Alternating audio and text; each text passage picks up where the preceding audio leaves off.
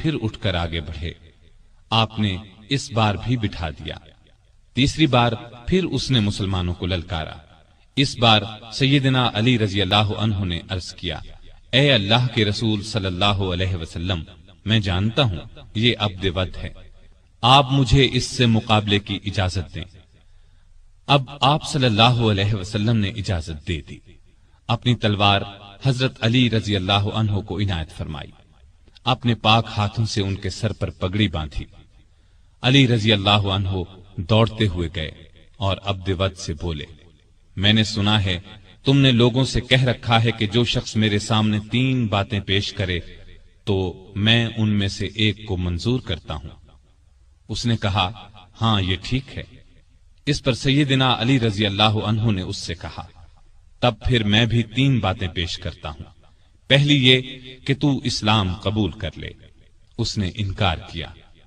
انہوں نے دوسری بات پیش کی، مسلمانوں سے مت لڑ، واپس چلا جا۔ اس نے اس سے بھی انکار کیا۔ تب سیدنا علی رضی اللہ عنہ نے گرج کر کہا، تب پھر آ مجھ سے مقابلہ کر لے۔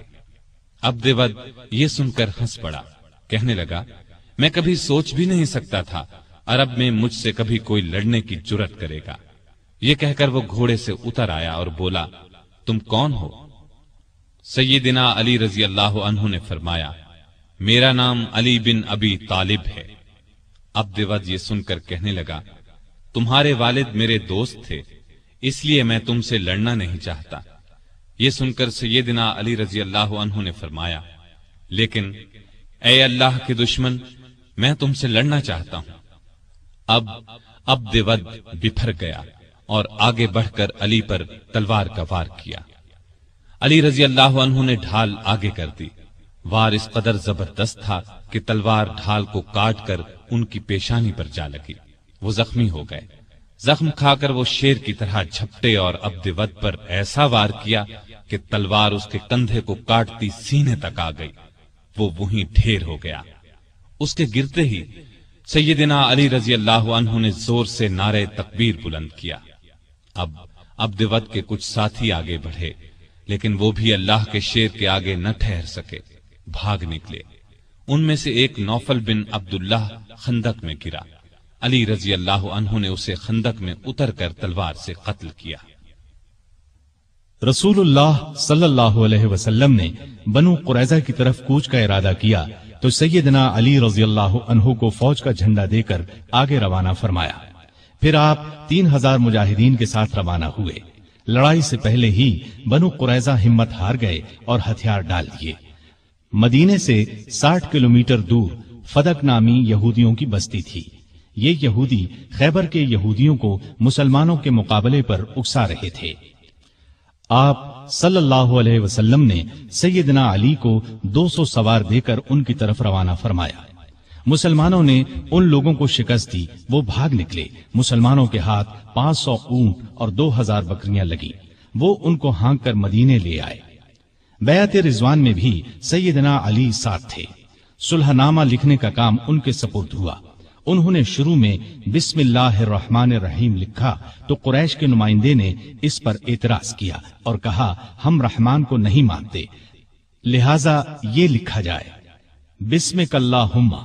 رسول کریم صلی اللہ علیہ وسلم کی ہدایت پر سیدنا علی نے یہی لکھ دیا۔ اب آپ نے ان سے فرمایا، لکھو، یہ وہ شرطیں ہیں جو محمد رسول اللہ صلی اللہ علیہ وسلم نے قریش سے طے کی ہیں۔ سیدنا علی نے الفاظ لکھے تو قریشی نمائندے سہیل بن عمرو نے کہا، جب ہم آپ کو اللہ کا رسول نہیں مانتے تو پھر صلح نامے میں یہ کیوں لکھا جائے؟ لہٰذا آپ محمد بن عبداللہ لکھوائیے۔ اس پر آپ نے فرمایا، بے شک میں اللہ کا رسول ہوں، لیکن اے علی یہاں لکھ دو محمد بن عبداللہ۔ یہ سن کر سیدنا علی نے عرض کیا، اے اللہ کے رسول صلی اللہ علیہ وسلم، مجھ میں تو یہ ہمت نہیں ہے کہ میں اپنے ہاتھ سے رسول اللہ کا لفظ مٹا دوں۔ ان کی بات سن کر رسول اللہ صلی اللہ علیہ وسلم نے اپنے ہاتھ سے رسول اللہ کے الفاظ مٹا دیے۔ اس کے بعد علی نے باقی معاہدہ تحریر کیا۔ جن یہودیوں کو شرارتوں کی وجہ سے مدینے سے نکالا گیا تھا وہ خیبر کے قلعوں میں جمع ہو گئے۔ بہت سے یہودی وہاں پہلے سے تھے۔ یہ سب مسلمانوں کے خلاف سازشوں سے باز نہیں آ رہے تھے، چنانچہ آپ نے ان کی سرکوبی کا فیصلہ فرمایا۔ وہ مدینے پر حملہ کرنے کی تیاریوں میں بھی مصروف تھے۔ رسول کریم صلی اللہ علیہ وسلم 1600 صحابہ کے ساتھ خیبر کی طرف روانہ ہوئے۔ سب قلعے ایک ایک کر کے فتح ہو گئے، لیکن ایک قلعہ جس کا نام قموس تھا فتح ہونے میں نہ آیا۔ جب آپ کے کئی صحابہ کی کوششیں کامیاب نہ ہو سکیں تو آپ نے فرمایا، میں کل جھنڈا ایک ایسے شخص کو دوں گا جو اللہ اور اس کے رسول سے محبت کرتا ہے اور اللہ اور اس کا رسول اس سے محبت کرتے ہیں، جس کے ہاتھ پر خیبر فتح ہو جائے گا۔ دوسرے دن جب تمام صحابہ اس جھنڈے کے منتظر تھے، کیونکہ وہ سب اللہ اور اس کے رسول سے محبت کرتے تھے، رسول اللہ صلی اللہ علیہ وسلم نے پوچھا، علی کہاں ہیں؟ بتایا گیا ان کی آنکھیں دکھتی ہیں۔ آپ نے انہیں بلایا، آنکھوں میں اپنا لعاب لگایا